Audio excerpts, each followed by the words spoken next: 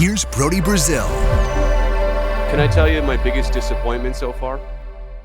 I tried to secure a Rob Manfred interview. How'd that work? One sentence reply from Major League. Actually, two sentences. I think the first one was cordial. Thank you so much for your interest. We appreciate you coverage, da-da-da. The commissioner will be unavailable. That was, how many words? The commissioner will be 5 words. Well, what would be great is you've been doing a great job, by the way, with your YouTube channel, interviewing the potential mayors. Yeah. And now we have a mayor. Sheng Tao, yeah. So how do you feel? You've got Lauren Taylor was the favorite. Right. And didn't win. He actually had more, if I'm correct here, more votes, but in ranked choice voting, that's not the way it works. It was so tight. Like most so close. first place votes, but he didn't win the Heisman. You know what?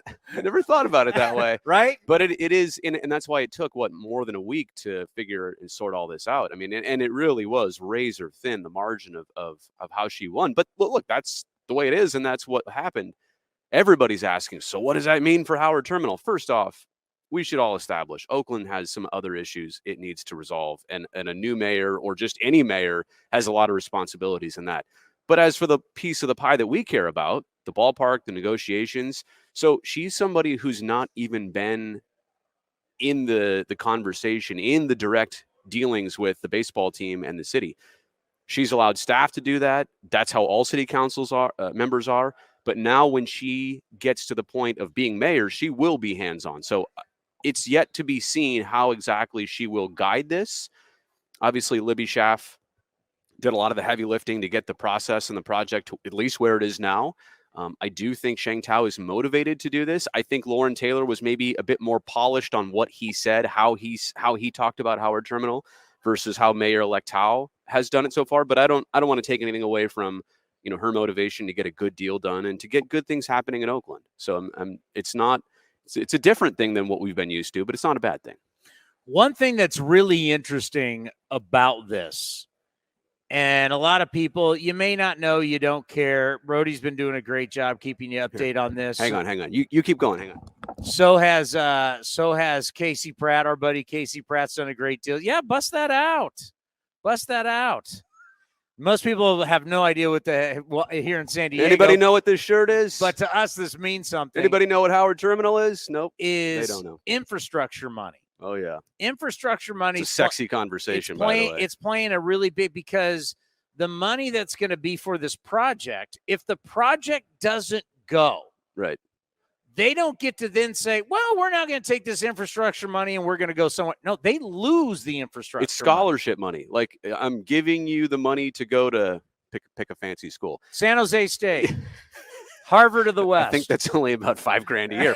But okay, but I say Stanford. Well, now we're up the road a little bit. All right, what is that? $40,000. So I say, Townie, if you're not going to be a Cardinal, I'm taking that. If you're going to go to San Jose State instead, you can't pocket the $35,000 a year and use the $5,000 for tuition. You have to use it for the ballpark and the project. I should take it back. This is not necessarily only for the ballpark. This is for the neighborhood. So you're right. And the only criticism against Oakland is that they've been working hard to get these grants from the state and federal levels. And, was their time better spent elsewhere? Was there an opportunity to work on other things? But this is important too. And I think the bottom line is this is the hard way to do it, to ask the federal government and the state for money. But this is happening and it's made progress. It's still got a ways to go. But this is the biggest bottleneck right now of how they're going to pay for everything surrounding Howard Terminal. Two things. You mentioned, we talked about the commissioner a second ago. Gary Bettman of the NHL showed up to a city council meeting in Tempe when they had the vote last week to get the Coyotes their new arena in Tempe. I'm not going to put and this is the reason why I wanted to talk to Commissioner Manfred. At some point, will MLB, I'm not even saying take sides, but will they put a little bit of muscle into this conversation? Will Rob Manfred show up? And maybe the time has not yet come where it's necessary. Will he show up to an Oakland City Council meeting? Will he promise the city, perks that baseball can give, an all-star game of this or that over the years, just like Gary Bettman did? I thought that was very interesting that one league literally showed up for its team, in a big vote. And we've yet to really see MLB jump behind, obviously, what the A's have been pushing for in Oakland. That's a great point, because they've kind of been well, we're going to talk to the national media. Well, we're going to kind of let you know, but where are you in this fight? You've secretly, right. I mean, I can tell you Manfred has secretly shown up for meetings in the Bay Area when I've known he's going to be in town at different times. I mean, you're talking about don't show up to the Jack London offices secretly. Show up. Put your face out there. Show up to a meeting. It's kind of like, I mean, go back to another issue, and this was obviously not him as the commissioner, but baseball and steroids. Did they not know things were happening? Did they just go, we'll just look the other way?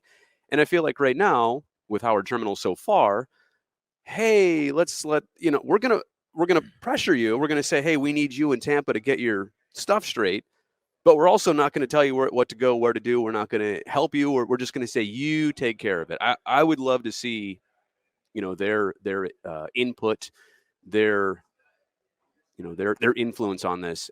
I walked by Petco Park yesterday, and I don't know why it never struck me before. If that place didn't get built in the early 2000s, would the Padres still be in San Diego? Like, Jack Murphy was falling apart. What does that remind you of? San Diego lost the Chargers. San Diego lost a professional basketball team. What does that remind you of? San Diego and Oakland, different in many ways, but sporting-wise, and what they did to keep the Padres. And now you walk around there, and they only got their first real good season in that ballpark this past year. But ever since then, the atmosphere has been electric. Look at the buildings and condos and development that's gone up. I mean, it literally is a blueprint for what Howard Terminal could be. And it's crazy. I mean, I've been talking about this for months now, but when I just came down here and walked the neighborhood again, I hadn't been down in, I don't know, a couple of years. But it struck me all over again. Like, we're looking at literally the blueprint right there. Yeah, and what people need to understand, too, is that, it's a fight, because down here in San Diego, there was opposition. It was 2 years.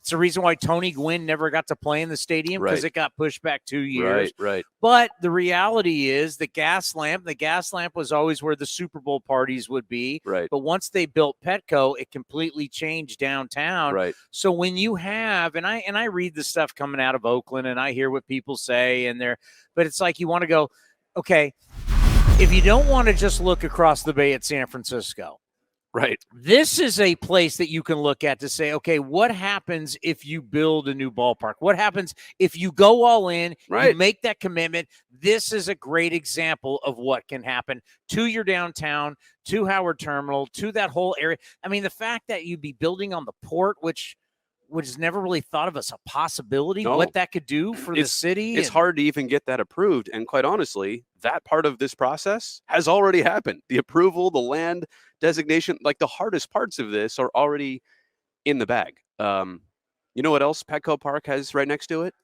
Dare I say, train tracks. Oh my goodness, that's such a problem. I walked across them today. That's such a problem.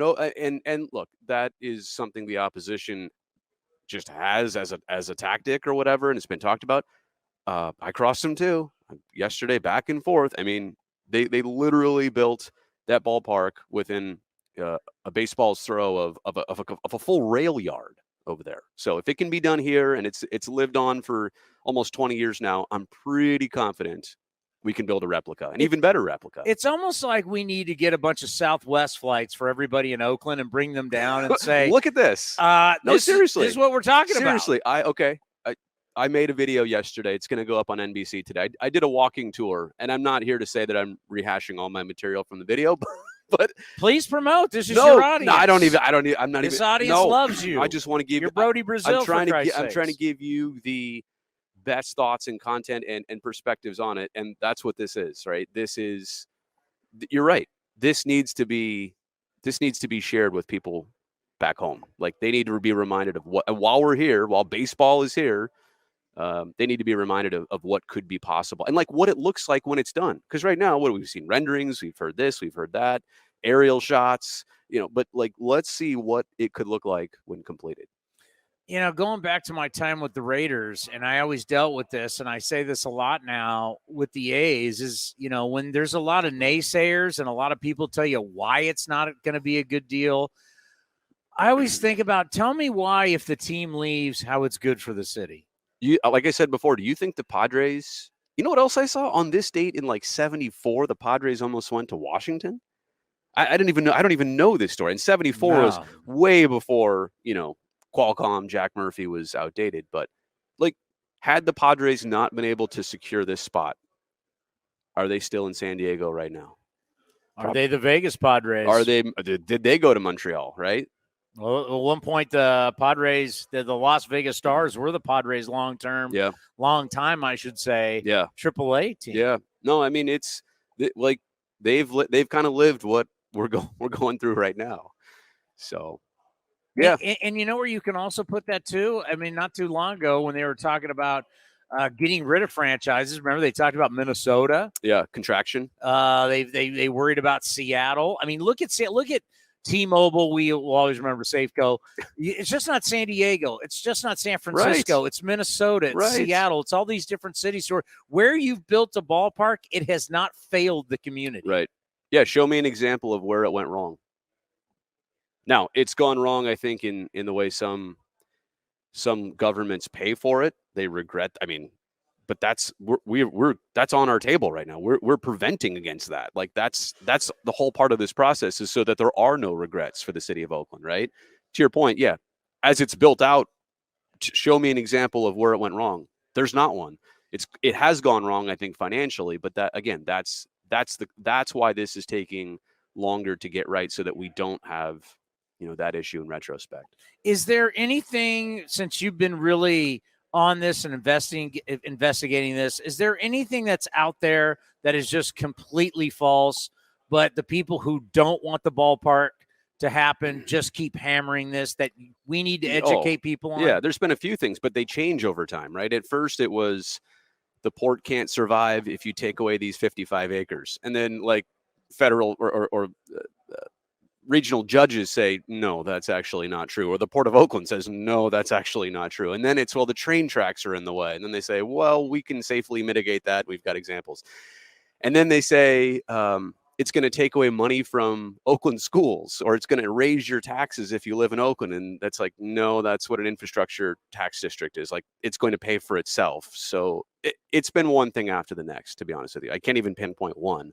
So it's kind of a moving target. But the good news is, and I'm telling you this, for those who are watching and saying, oh my gosh, is this going to be another multiple years? I mean, I don't know the answer, but I'll tell you this. Look in the rear view. Look how much progress has been made. 2 years ago, this was not even on the table. I mean, Howard Terminal was not a discussion for the Oakland City Council, for Alameda County Board of Supervisors. It was nowhere near important places. And now it's on their doorstep. And it's been there for a while.